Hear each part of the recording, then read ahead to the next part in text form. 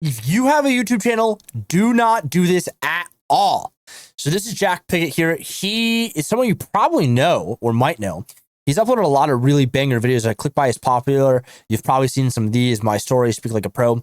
But lately, he's been getting into some more entrepreneurial style content. I think most recently, the one that I saw was, where was it at? Which is Day in the Life of a 19-year-old entrepreneur from 3 months ago.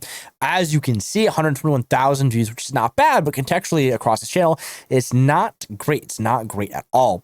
He mainly does like teenage self-help improvement style stuff. But once he started talking about specifically entrepreneurship, making money and being jacked in this thumbnail here, and then most specifically 2 weeks ago, Juicy Day in the Life of a 19-year-old entrepreneur in Dubai plus first class flight, he becomes disconnected. So there is a concept on YouTube called positioning, right? And when you position yourself a certain way, and he's like positioning himself as like, you know, the authority on like, you know, glowing up as a teen, maybe not glowing up as a teen, but like locking in as a teen, you know, like pretty like actionable stuff for like guys like between like 16 and 21. Basically like a younger Hamza minus like all the doomer shit. He's done pretty well in that regard. And he's now transitioning kind of like this new phase where he's like being an entrepreneur, and it doesn't work. It doesn't work. It's not a bad way to transition out of what he's doing. Would have probably been better if he did like how to make $10,000 a month as a teen. But by doing this, he is like shooting himself in the foot massively. And I see a lot of guys do this where like they get really good at one thing on YouTube, like fucking exceptionally good at one thing on YouTube, and they nail the market. And they have an internal need to talk about the other shit. And I think it's an ego thing. But if you feed your ego like by making this type of content, it usually is what that is when you're making the style of like first class content, this like kind of flex / inspirational style content. It distances you from your audience in a way that's like super unrelatable. Like I'm sure some subset of the audience like is, oh, this is inspiring, but because it's only getting like 40,000 views in this case, 43,000 views, and it's like 0.6 outlier, 0.2x outlier, it's really fucking bad. It has a lot of negative effects across the channel because now his core audience who watches him for what he got popular on isn't going to watch him for this. Like this video here has 11 million views 6 months ago. Fucking crazy. And this is only getting 43,000. And now that content from the 11 million, the people that would watch that or watch this or watch this are going to see this video. They're like, I'm not going to watch this guy anymore. He's unrelatable. He's no longer relatable. He's no longer championing, or he's no longer the champion for what his audience believes him to be. And this disconnect is like really bad, especially for entrepreneur YouTubers, where once you make this like flex style content, unless your entire content is flex style content, it doesn't work. So if I bring up someone, for example, like Brez Skills, who I think is absolutely killing it, really like inspirational, like super like watchable, super like consumable, and his whole content, I'm not gonna say it's like flex, it's like inspiration, but it's also like day in the life, and it's just like chill, and it's inspirational content is the classification I call it. Like it's very inspirational content. His whole content is inspirational content. So like when he does shit like that, it just prints views. It makes him like relatable to his audience. Like people aspire to have that life. Whereas when Jack does it, and now he's doing like the same style content, is not aspirational. It's almost essentially antithetical to the type of content he produced in the past. So his audience is going to see this, and that's what I'm trying to get at. And like they're no longer going to trust his future shit going forward. Like just straight up. He should have created a second channel for this, or he should have done content which is very much aligned with his core stuff, which is like stop gooning, stop this, to how to make $10,000 a month, or how to lock in as a teen, right? Business focused, business adjacent, and is that next step in self-improvement from taking guys from 0 to 1, from 1 to 2, right? Like 0 to 1 in this case for his audience and like their pain points, like gooning and getting a girlfriend, whatever the fuck that is, and confidence, to how to make money, how to use that confidence to essentially get money, or like increase their life better in another like realm. It could have also been fitness content as well. He could have done that as well as on a second channel. It probably would have been fine, or even on this channel. But by doing this, like it's gonna discredit a lot of the viewers afterwards, and I'm not very like too surprised that there's kind of been not gonna say like a fall off, because it could just be like a valley, not necessarily peaks. He's had pretty high peaks, but like I think this is like pretty bad. In the sense like this is not good position. And if I'm not mistaken, like, and I could be wrong about this, but like Hamza, for example, also did a similar thing where he did some adjacent style content. I don't even know how, like, is it Hamza like this? Where he like did some like, I'm not gonna say like flex content, but aspirational content like on IG, and it kind of killed his audience super hardcore. And like the reason why it killed his audience super fucking hardcore is because it made him unrelatable. It made him like really disconnected from his audience. And when you're that disconnected from your audience, it's very hard for them to buy into that story. Like that kind of whole pain point aspect, that whole angle. And it's just overall a net negative. So if you're an entrepreneur and you are fucking crushing it on doing one thing, and that could be fucking anything.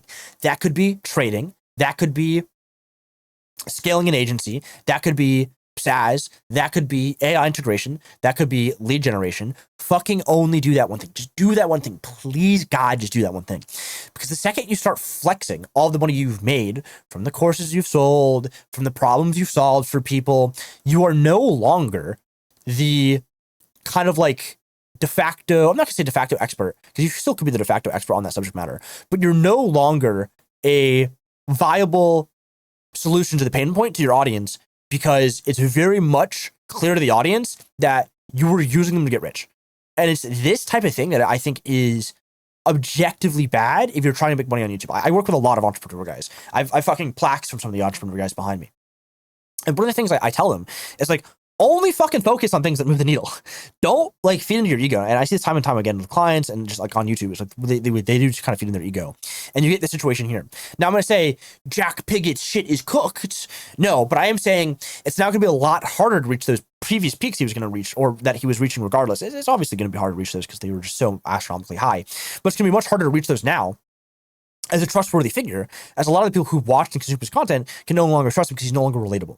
He's removed the relatability factor from his content that made him an approachable authority on the subject to solve their specific pain points, because he no longer has those pain points.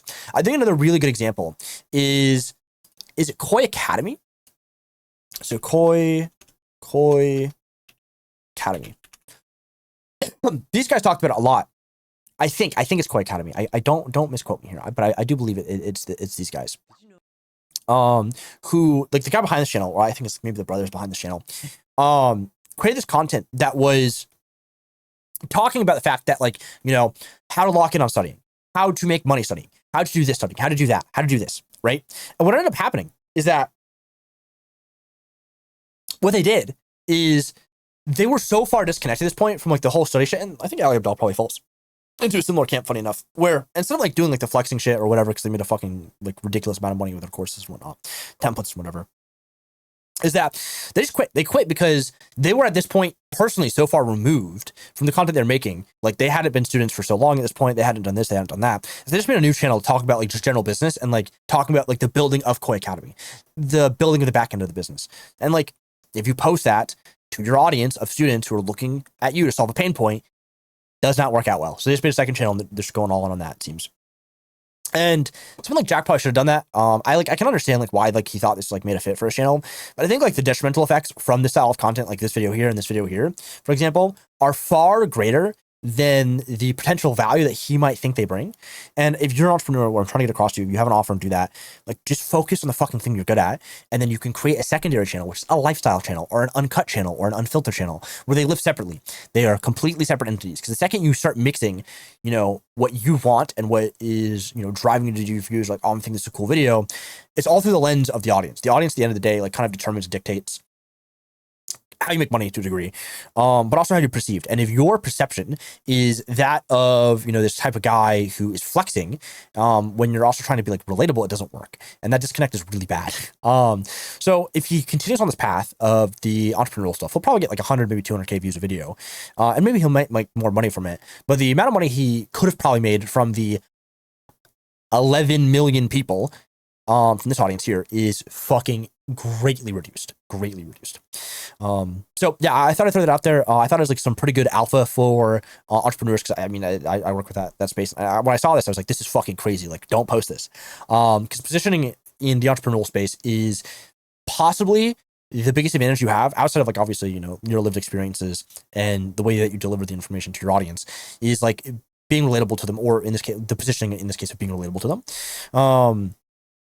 So food for thought. I thought it was kind of a really kind of interesting like case study and thought experiment for like education channels specifically. It's like, hey, if you're an educational channel, maybe don't post you know, how to make fuck you money or up with a Lamborghini. It's not good luck. So yeah, it's kind of my take. I thought it was kind of cool, kind of interesting case study just organically appeared, and more videos soon.